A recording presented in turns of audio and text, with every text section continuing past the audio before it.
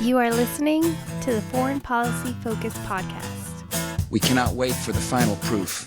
The smoking gun could come in the form of a mushroom cloud. Haven't you driven enough people from their homes already? Bulldoze their villages, seize their property under laws they had no part in making.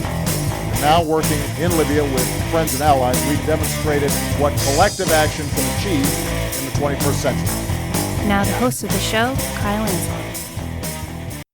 This is episode 505 of the Foreign Policy Focus podcast. Returning to the show today is Will Porter. He's the Monday co-host on the show, staff writer over at RT.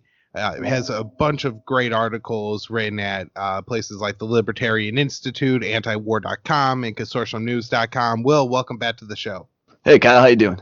I'm pretty good. How are things going in your area? I know, the world is a crazy place today, and depending on where you live, it could kind of seem like, I look out my kind of suburban apartment window here and, the trees are blooming, things are nice, kids are outside playing, although not in very large groups, and things seem relatively normal. And then you look on, and you see Minneapolis, like 18% of the real estate is apparently, online and up for sale. So how are things in your area? Oh, not bad. I mean, I think similar to sort of how you described, I live in a fairly calm, semi-rural suburban area.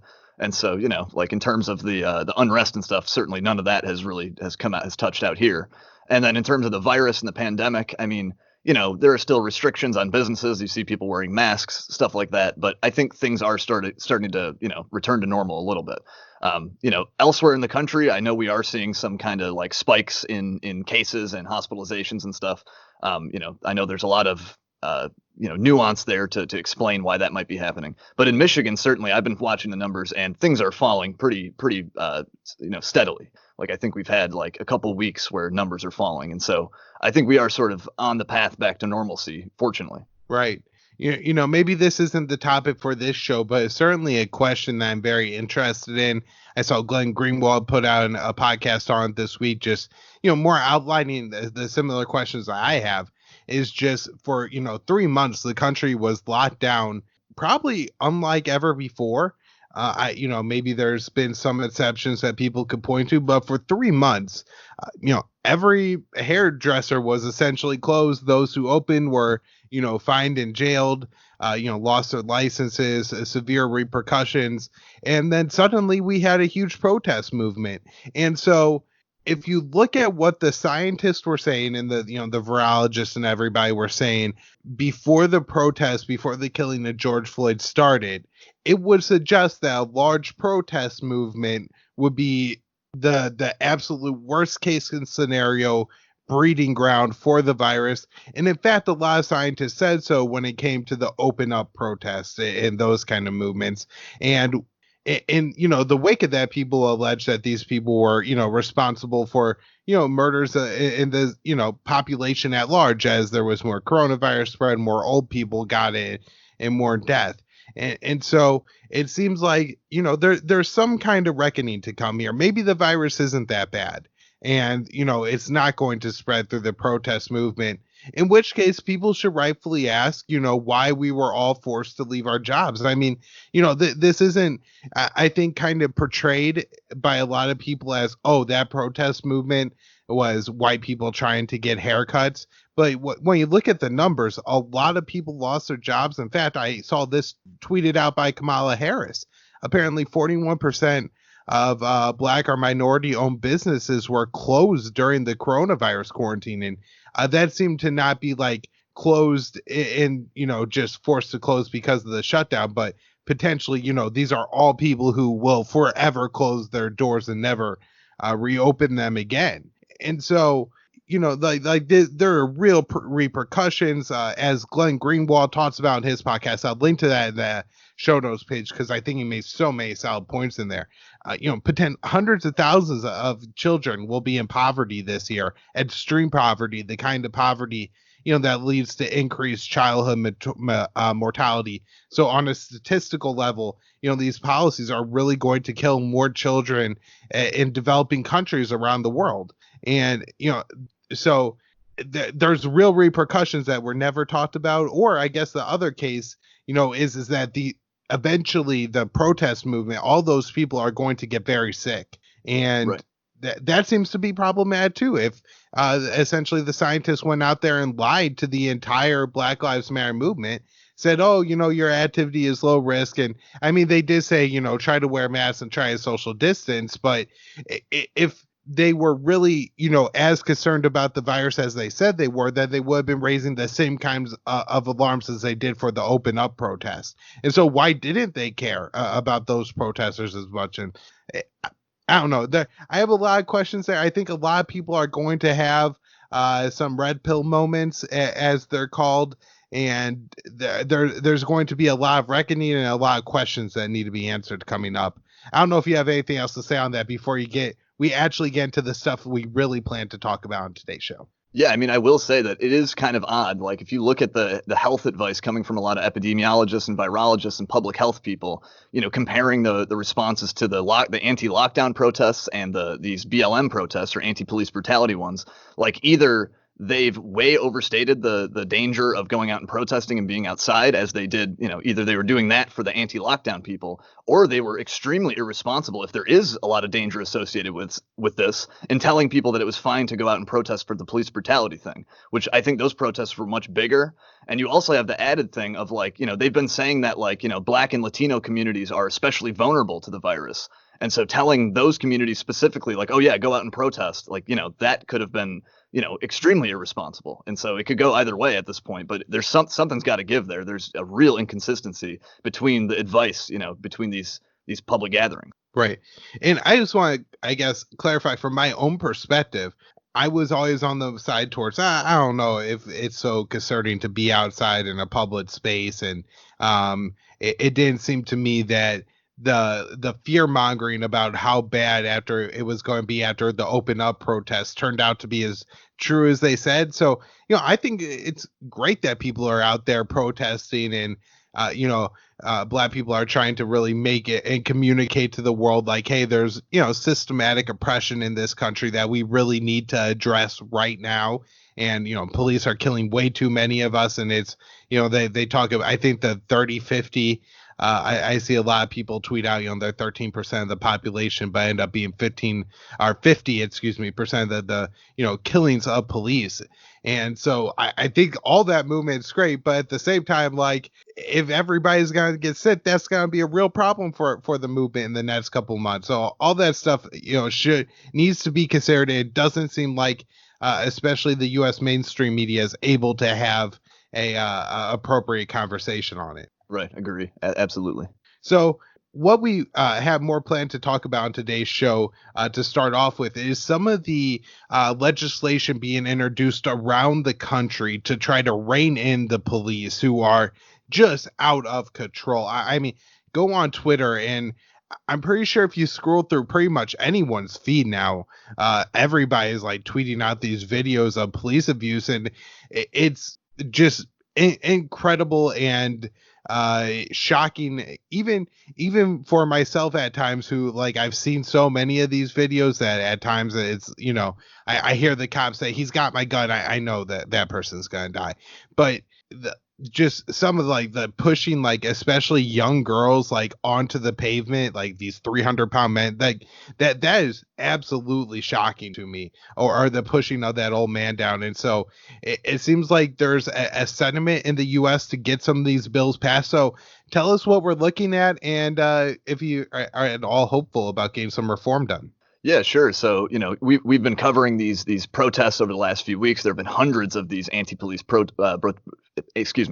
brutality protests in the U.S. and now really all over the world at this point. We've seen it in a dozen different countries. But after weeks of these protests and some of the more, intense civil unrest, rioting and looting and stuff, we are now starting to see state and local governments, and even the federal government to some small extent, starting to feel some pressure to maybe do something about this, or at least give the appearance of doing something. And so we are now seeing a wave of these reform bills, police reform bills, and proposals and stuff being rolled out. And so last week, I think most significantly, you had in New York this package of 10 police reform bills in New York State that, raced through the state legislature. I think in the period of 3 days, they passed all 10 of these. And a lot of these had been stalling and like proposed before, and they weren't able to pass them. But now suddenly within 3 days, they got 10 of these things passed.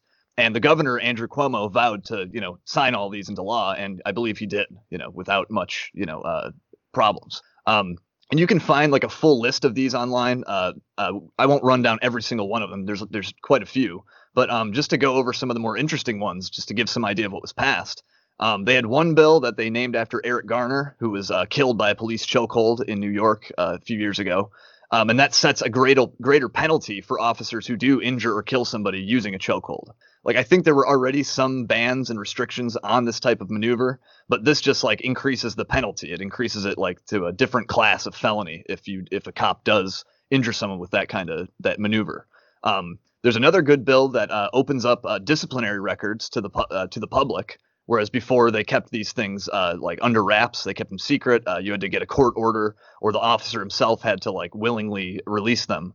So now we can see, in a case of a police, a killing or abuse, we can see now if this guy had like a more like a pattern of misconduct and violence and stuff. And so I think that, is a helpful bill to be sure. There's a third one that it's something that we've actually talked about quite a bit. I think it would designate the New York Attorney General as a special prosecutor in police killing cases, which is meant to kind of get around this problem where local prosecutors are like really buddy with the police and the judge, and they're basically all working on the same team.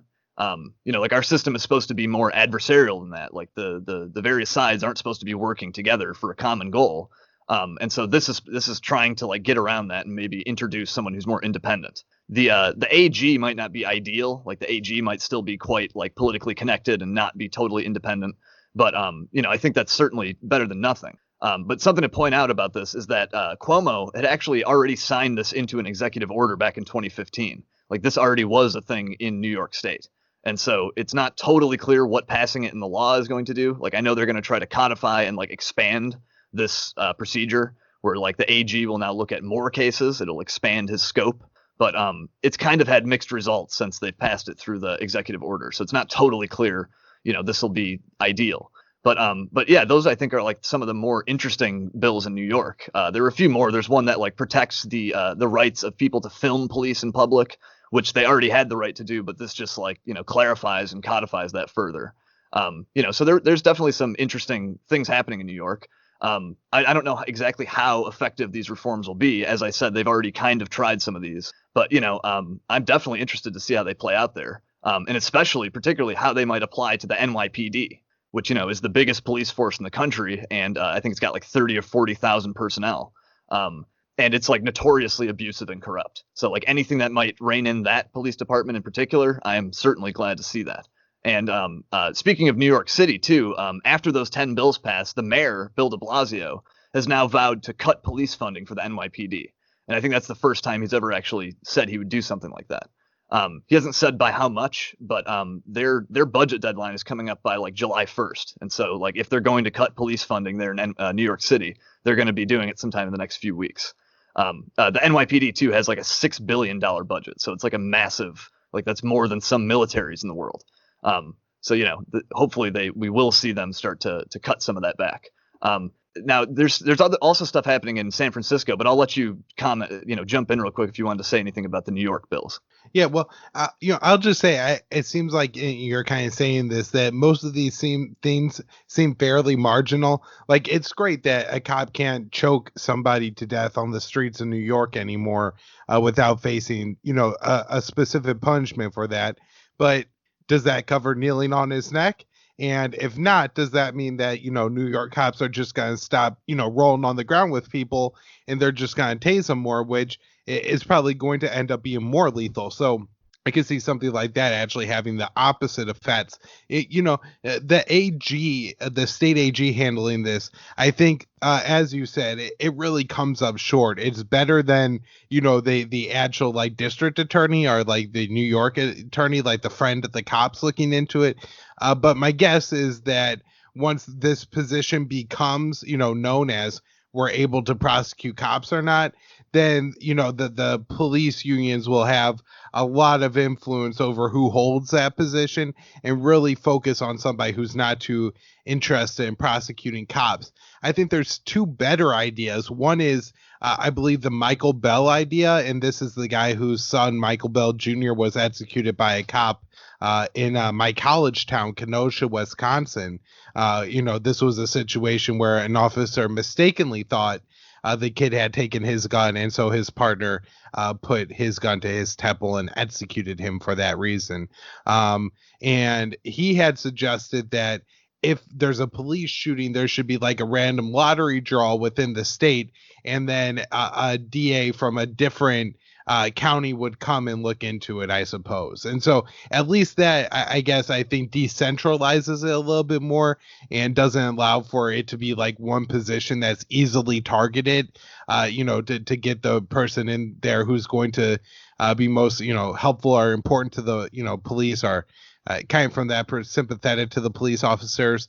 And I guess the last thing I'll say is I think the ultimate solution has to be empowering some kind of law that empowers the victims of police, killings in particular, but even the families or interested parties of homicide victims in particular to kind of have more ability to carry out investigations into this kind of thing, and to find some way to submit charges or something like that, because far too often in this country, homicides, and some that, if you watch documentaries, seem to be fairly obvious and easy to solve, but the police have no interest in actually following through with it, and then getting at the police, because I don't think you can even rely on outside district attorneys to do it. But I think even a little bit of police accountability could go a long way. I mean, I suppose if some guy, in your precinct or whatever in New York goes to jail for, doing one of these illegal chokeholds, well, everybody in your precinct might stop doing it. And so, maybe it's very marginal, but it may end up having bigger effects on an actual local level. So I guess I say a lot of reasons not to be optimistic, but some good things. I'll let you go ahead and with San Francisco. Okay, cool. Yeah. And I agree, about a little bit of accountability possibly going a long way. We did see what happened with those officers elsewhere in upstate New York, in Buffalo, where the police union decided that they were not going to really go to the hilt to defend officers who commit certain acts of misconduct. And you had all these officers resigning from the emergency team or whatever, because they're hey, if you're not going to back us up, then we're not going to do that. So, if they, if you remove just a little bit of their immunity, it actually shows they might not be so willing to do these kind of things. But yeah, moving to San Francisco, they actually rolled out some totally different reforms, which, I think some of these are maybe a little more interesting than the ones in New York. So last week, the mayor, and I think they just did this through executive order. I don't think there was actually anything done. And this is a city, too, I should specify. New York, we're talking about the state. Here, we're just talking about a city administration. But they rolled out four, at least two of the four are pretty major reforms to police. And so the first one, the major one, is they say they're going to demilitarize the San Francisco police force. And so that means they're no longer going to allow them to use any kind of military-grade weapons, no more armored personnel carriers or MRAPs, or as the mayor called them, tanks, which, obviously cops aren't usually using real tanks, but they do have these crazy, armored personnel carriers and mine-resistant vehicles and stuff that they're now going to be banned from using. And the city also banned them from using tear gas, which they actually called a chemical weapon, which it technically is. And I think even under some international law, like CS gas and stuff, is not allowed. And so it's interesting that they still use it in a lot of these cities, but no longer in San Francisco. They've actually now banned tear gas. So there's the demilitarization component is interesting. They didn't give a ton of detail on that, but they did specify that, no more military grade weapons, no more armored vehicles, things like that. Another major plank of this initiative in San Francisco is they're going to start diverting non-violent and non-criminal calls to agencies other than law enforcement. Hoping to cut down on these unnecessary violent police interactions. And so we've talked about on the show before that this might involve calls that have to do with mental health crises, or calls that have to do with the homeless, homeless guys sleeping somewhere and you want them moved or something. They're now going to not call guys with guns to come and, come with this heavily militarized response to these things that don't really need that. They didn't really specify who they're going to direct these things to, but I presume they mean like, maybe like EMTs or something, or social workers, or somebody other than police who works for the city.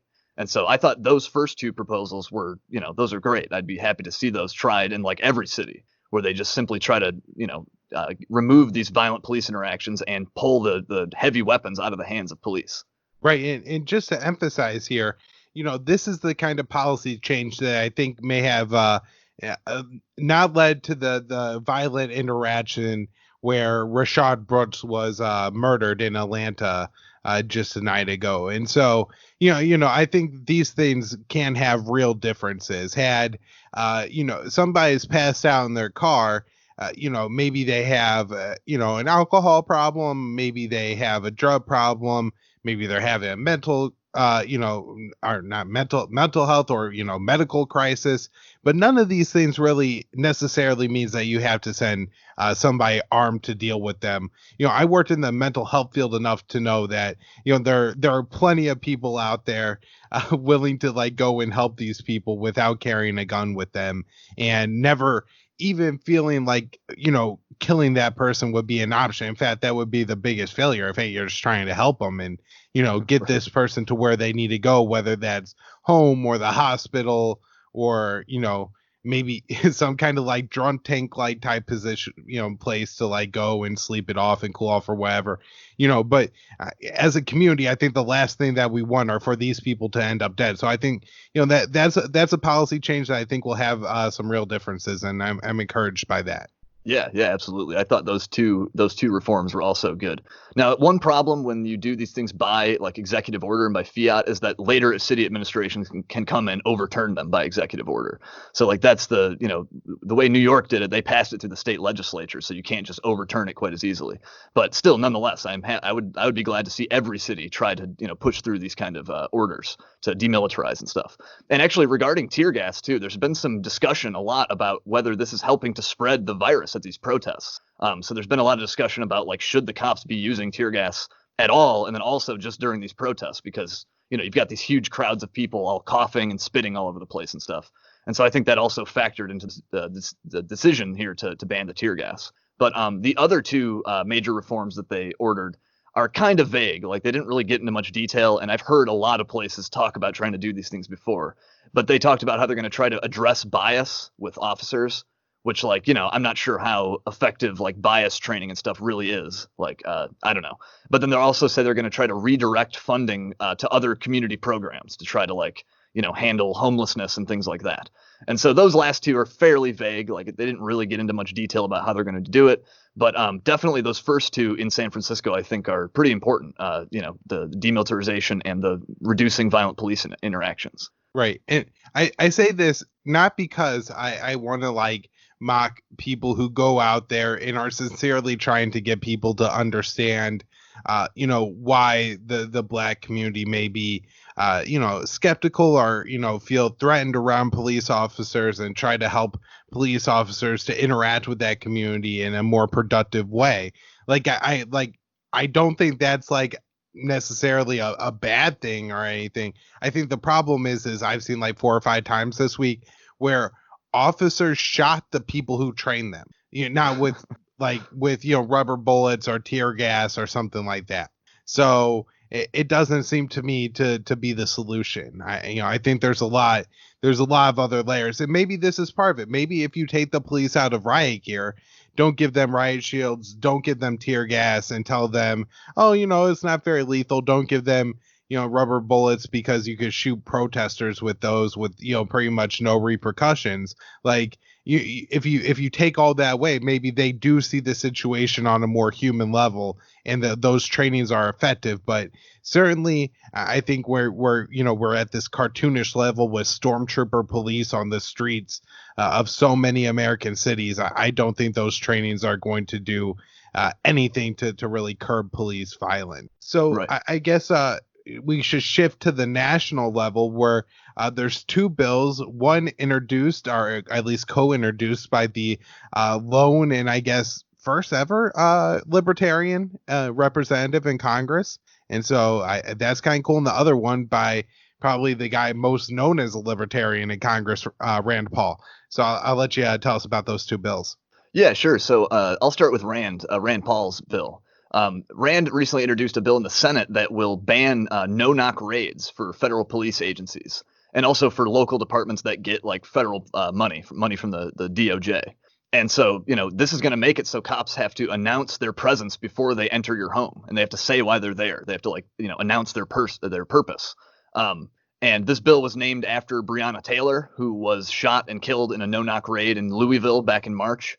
And in that case, it turned out that the people they were looking for had actually already been in custody. So, maybe announcing their presence could have solved the situation before they kicked down the door and started shooting people. And so, I think this bill is a great idea, of course. These no-knock raids are terrifying. And a huge number of these no-knock raids are carried out. They're simple search warrants for drugs. It's not like it's some crazy hostage situation where someone, there's threat of imminent death or there's some guy planning a terrorist attack or something. Most of these are just to serve simple search warrants. And that was the case in the Breonna Taylor case, that they were just looking for drugs. It was a drug case. And so, these militarized SWAT raids it's insane. They've become super common in the United States. If you look at just the numbers back in the 70s, they only did a couple hundred of these a year. And now we're looking at tens of thousands. I think just a couple years ago, there was one year where there was 20,000 just no-knock raids. They did other kind of SWAT raids, but just 20,000 of them were no-knock, where they just kick down the door and start, they shoot first, ask questions later kind of thing. And as happened in the Breonna Taylor case, a lot of the time what happens is you're kicking down the door in the middle of the night, and these people don't know who's coming into their home. And so they maybe brandish a weapon or they fire a weapon at them, as I think Breonna Taylor's boyfriend did. And then, the cops, of course, respond with absolute lethal force to neutralize that threat. But, they're the ones who kicked down your door in the first place. And, it's just incredible that this is the situation now in the U.S. where the cops can do that. You have, no right to your property, I guess. They can just blast down your door and shoot you. Now, another problem with this, too, is that the cops who do this, who do kick down your door and shoot people, often they have what's called qualified immunity.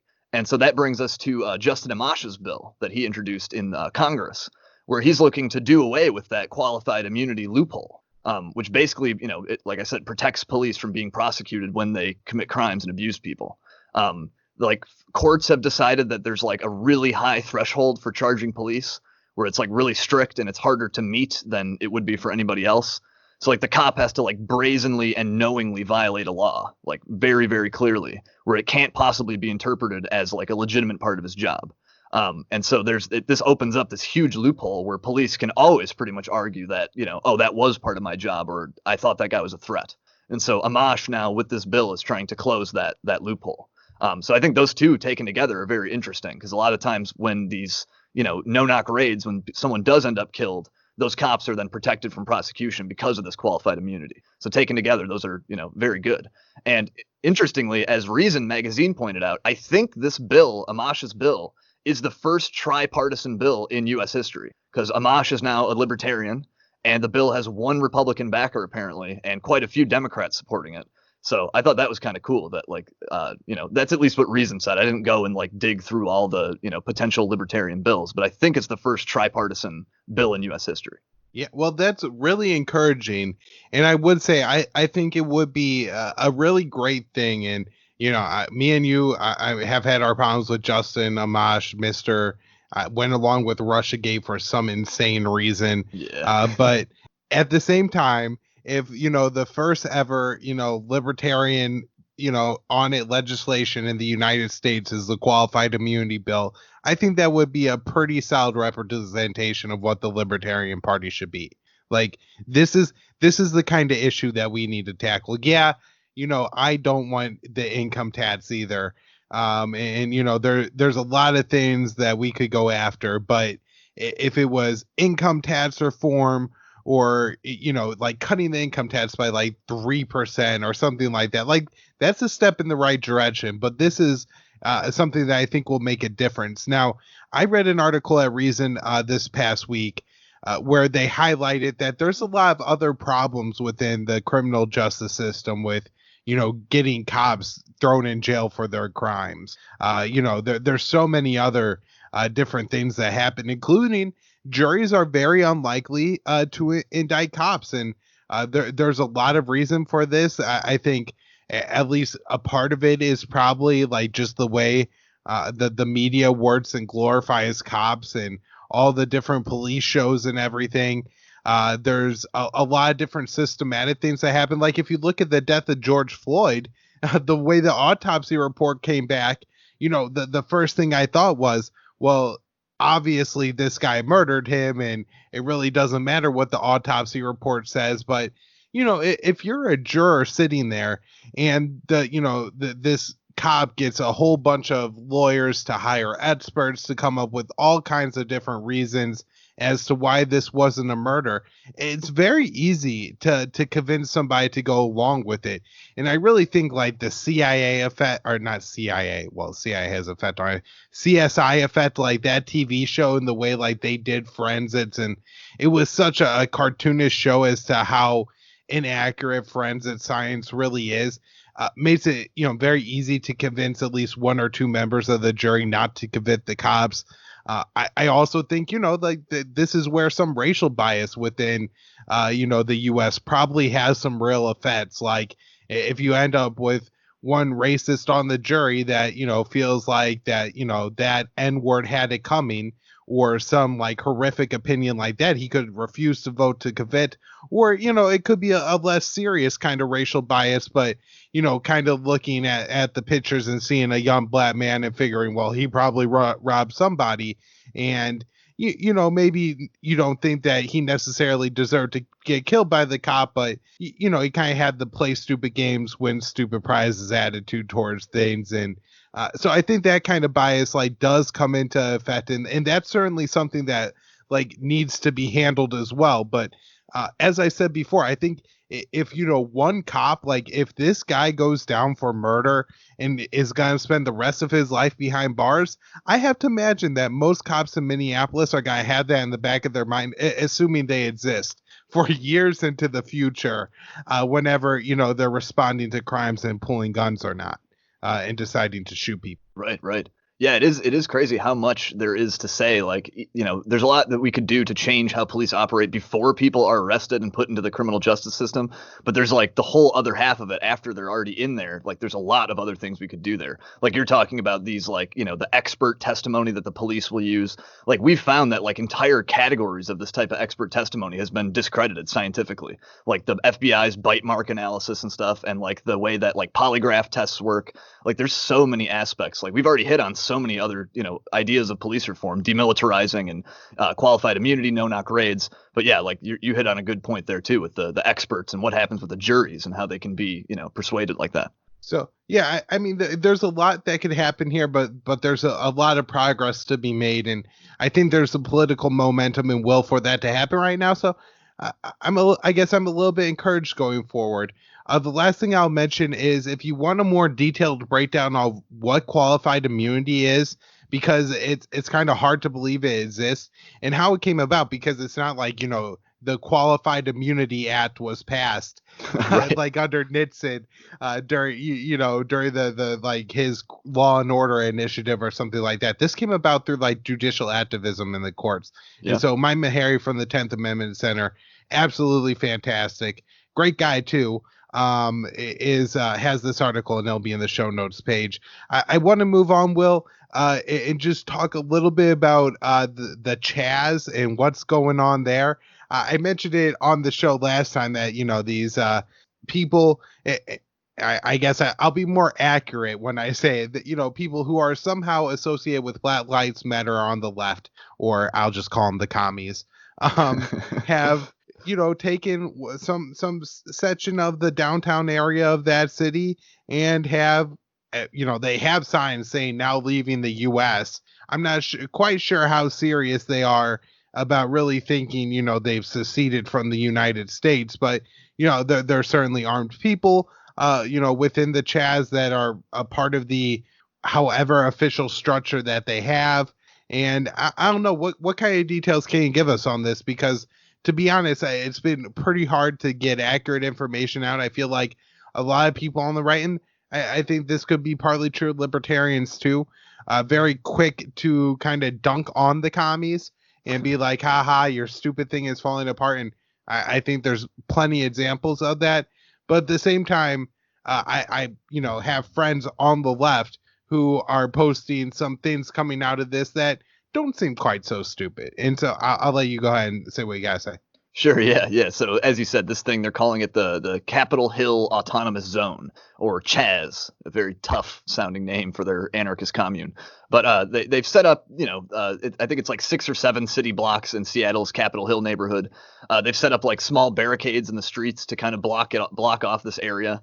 And basically, it's like a little protester encampment. Like, they are kind of trying to model it along the lines of like an anarchist commune, sort of like, as you said, they've put up signs in these barricades saying that you're now leaving the U.S.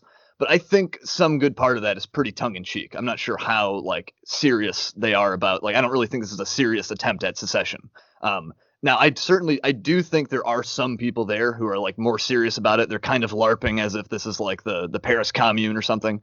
But I don't know. I think a lot of the people there are just treating it as like a protester encampment. And if you go and read like there's like a Reddit thread, a whole Reddit like forum thing for it, and there's a Q&A for some of the people who are there.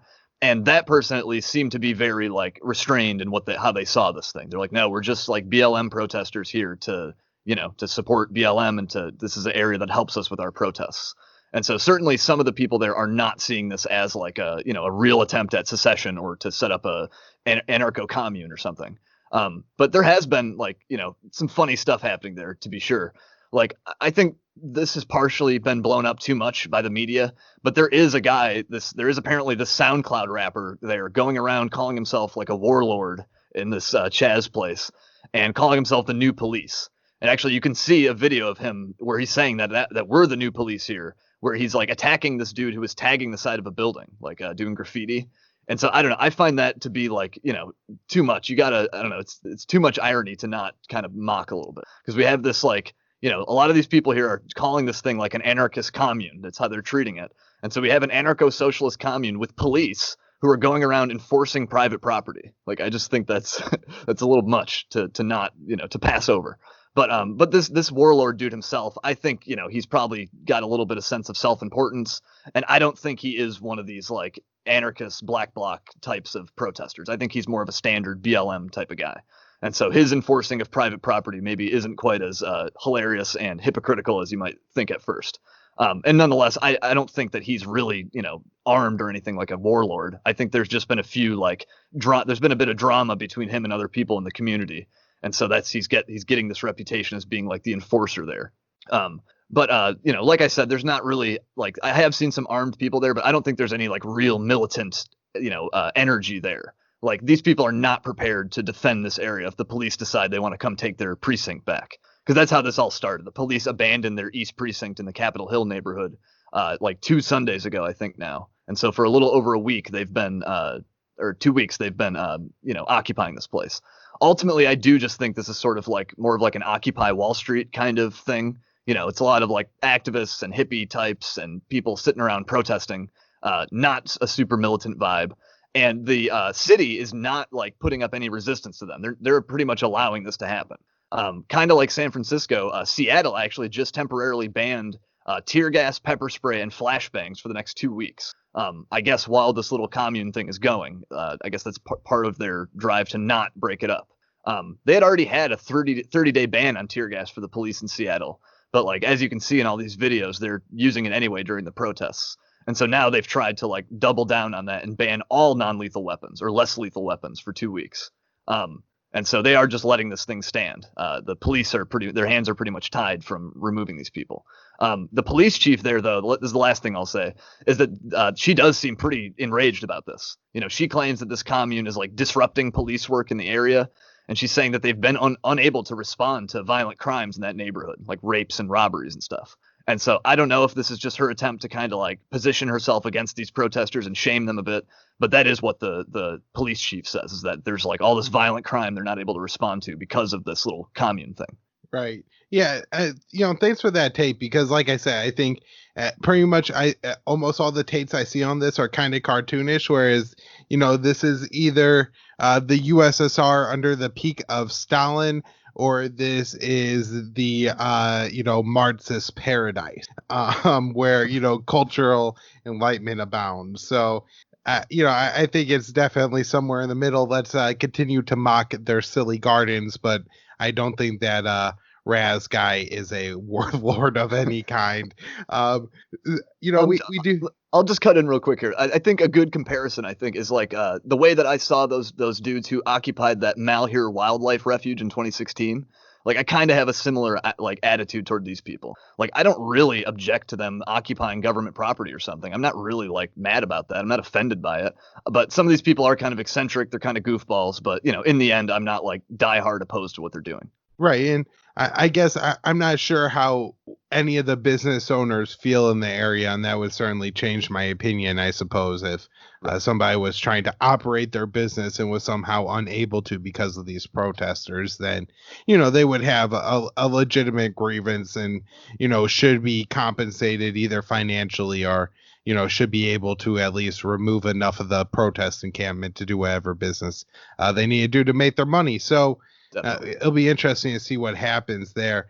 I guess we should move on and talk about what really should be the biggest story going on right now, because in, what was it, November? I think we were talking about this maybe 6 months ago, Will. We were pointing out that the U.S. had bat the coup in Bolivia on a bunch of fake information. And at the time, the whole establishment media went along with the coup. But now it seems that even the New York Times is admitting that maybe we shouldn't have done that. So tell us the whole bad story and what's going on here. Yeah. So people might remember, we discussed this on the show a bit, but there was a lot of controversy last year over the presidential election in Bolivia. There was a disputed vote tally. There was they paused in releasing the official results for a couple days, and the opposition got really suspicious. And then when they resumed the count, it turned out that Evo Morales, the incumbent, who had been, this is I think running for his fourth term at this time. He's a left-wing socialist president. They were really skeptical that he won this election. And this is what the tally showed. And so he was eventually pushed out of power with the support of the military. They sort of backed the opposition and sort of ousted Morales. But the drive to push him out of power really started in earnest after the OAS, or the Organization of American States, put out this audit of the vote count and said that there were all these irregularities and that Morales couldn't have possibly won, that he couldn't have reached the threshold of votes that he needed. And so that OAS audit really gave the opposition justification and energy to then say Morales had to go. And basically, the U.S. very quickly jumped behind the OAS conclusion and backed this whole narrative about how, Morales had cheated in the election. And the OAS, I should mention, is headquartered in Washington, D.C. It gets the majority of its funding from the U.S. taxpayer, from the U.S. government. And it's meant to be this international bloc of Latin American countries, some kind of Latin American NATO or something, maybe without the mutual defense aspect. But it's supposed to be this international bloc. But nonetheless, it's very heavily influenced by the U.S. and it ends up being sort of used as an instrument of U.S. policy in Latin America. And so that's sort of the backstory, is that Morales was forced out on the basis of this OAS audit. But last week, you had researchers at the University of Pennsylvania and Tulane University put out this analysis of the OAS audit. And they also looked at election data that was obtained by the New York Times to sort of compare it to. And they found that the OAS audit was very flawed and did not at all prove what it claimed to prove. And it basically discredited their whole conclusion that there was fraud in this election. Now, I should say, too, that the OAS did put out a separate, longer audit of the election, where they separately claimed to find all these other, evidence of fraud and tampering and stuff. And so I don't think these researchers looked at that longer audit. But, this doesn't disprove every single thing the OAS has ever claimed. But if their first report was this full of errors and holes and inaccuracies, I'm not super confident about their longer one. But I should say, too, that this newest analysis by these University of Pennsylvania researchers, this is not the first study they've done on the Bolivian election. You had one that came out from MIT last year, I think, or earlier this year, that cast doubt on the claims of fraud and stuff and really took the OAS to task. And then you had another analysis by a group called CIPR, or the Center for Economic Policy Research, who basically found the same thing.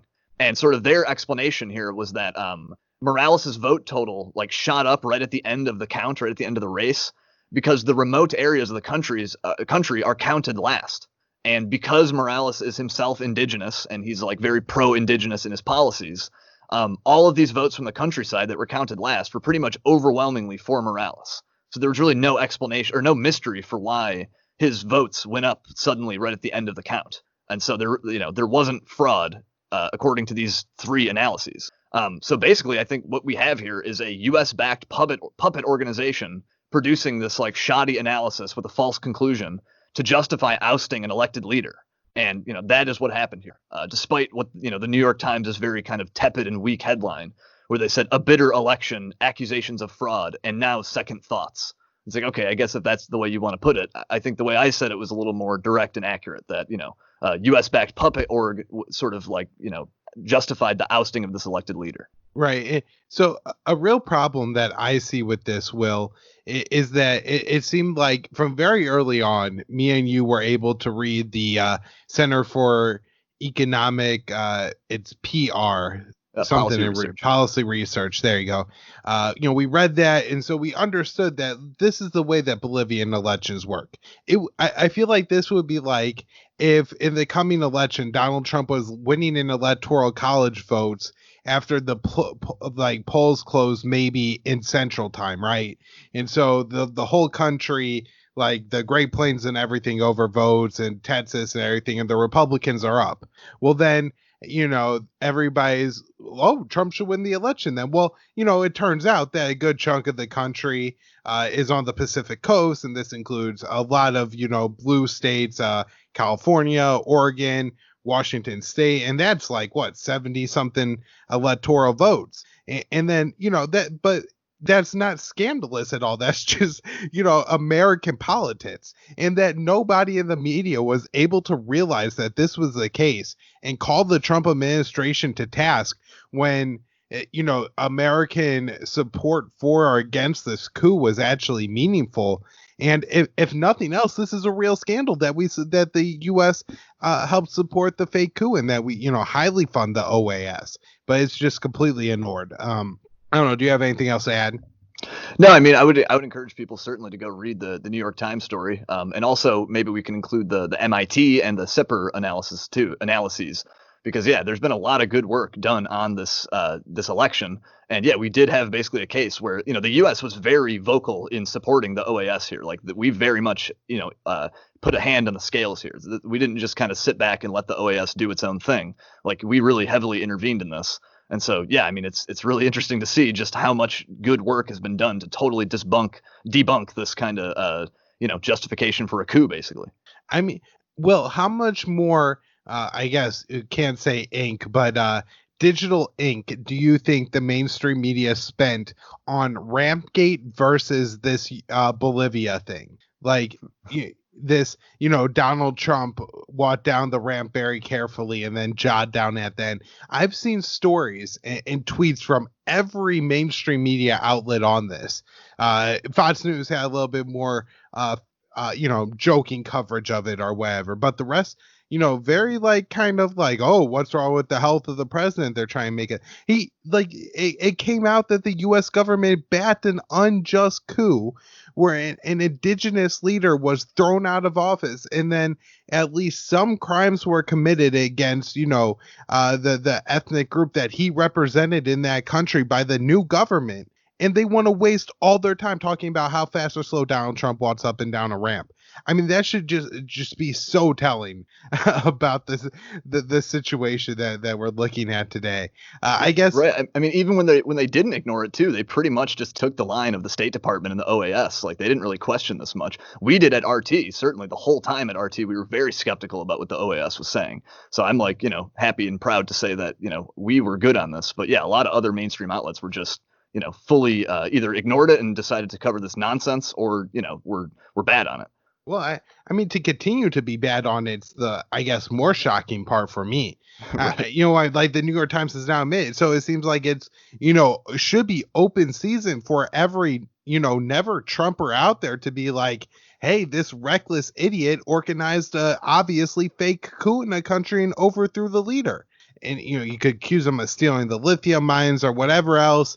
this being an indigenous that have, faced, quite a bit, I think, oppression is another thing that you could tie into this. The coup government's right wing and I think fairly Christian. Like, there's a lot of liberal red meat here, and instead you rather talk about how fast or slow he walks up and down a ramp. The other story that similarly should be, I guess, should be big news and maybe should take a little bit of a bad seat to something like the George Floyd murder.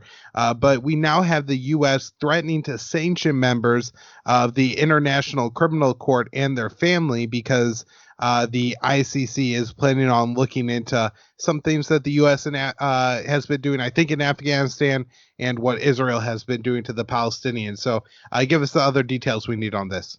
Yeah, sure. So last Thursday, the U.S. announced that it would follow through on its previous threats to sanction and put further obstacles in front of International Criminal Court investigators.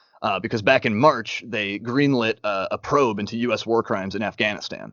There had been this big, long push to do that for a while. It was kind of stop-start. They had sort of shut it down once, and then they suddenly decided in March that they could go ahead with this and carry out this probe. And the whole time, the Trump administration has been very, opposed to this. They had blocked previously the travel visa of the top ICC prosecutor on this case, Fatou Bensouda, and they had threatened to further retaliate if they kept up this investigation. And so that's what we're seeing on Thursday, is they've threatened sanctions, to freeze the assets of these ICC officials and to bar them and their relatives from entering the country. And not only for investigating U.S. war crimes, but for investigating war crimes of allied nations we might be working with. So Afghan personnel or Iraqi officials or whatever.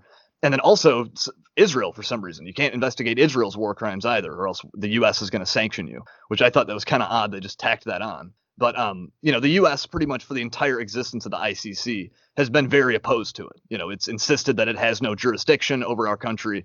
They've insisted that, we be allowed to prosecute our own war criminals, stuff like that. We have our own internal procedures for these things. But, looking at the Trump administration, that does not seem like that's really their thing. We've already seen Trump pardon and give reprieve to a number of accused war criminals. And so this has been his general attitude toward this. He doesn't have a lot of patience for these kind of allegations. So I guess it makes sense seeing his other actions, like that he would now be sanctioning the ICC. But it is a pretty overall terrible look for the administration and for Trump himself personally, being this reluctant to hold war crimes accountable, not only of our own war crimes, but of our allied countries, too. So it is sort of it's a pretty gross thing to see them sort of closing the ranks around this cause of, how dare you investigate our war crimes? And as you said, just like the Bolivia thing, you'd think this would be a massive springboard for, criticism of the president. But, and it would be a justified, valid criticism of him, which is, somewhat rare. There's plenty of good reasons to criticize him for, but the media somehow always finds these ridiculous, sideshows. But yeah, here we have a very clear-cut case of something that's just it could be, full-throatedly opposed by liberals and progressives and, of course, libertarians and stuff. But we are largely not seeing that kind of reaction. It's sort of just been, this is just one of a million stories that is just sort of, floating around. It's kind of been brushed under the rug, I guess. Right. And, I, as a libertarian, especially, not a huge fan of international law and the ICC, but I do see a role here in publicizing the war crimes that would be really important for, unaware Americans to especially understand the amount of people that are dying from our aggressive wars overseas and our allegiance to Israel and the, billions of dollars that we've give that country every year. Will, it's been great. Do you have anything else to add? If not, tell people where they could find you. Yeah, I guess I will just piggyback one thing you said, in terms of publicizing the war crimes. I agree. And in this case, it's not even like they're saying they have proof of this yet. They say they have some indication. Right now, they're just trying to investigate. They're just trying to dig up some information.